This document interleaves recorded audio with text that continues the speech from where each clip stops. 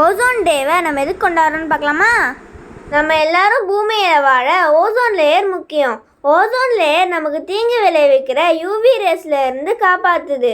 ஒருவேளை UV rays நம்ம உடம்புல பட்டா நோய் எதிர்ப்பு சக்தி குறைபாடு, ஸ்கின் கேன்சர், இந்த மாதிரி பல நோய்கள் நமக்கு ஏற்படும்.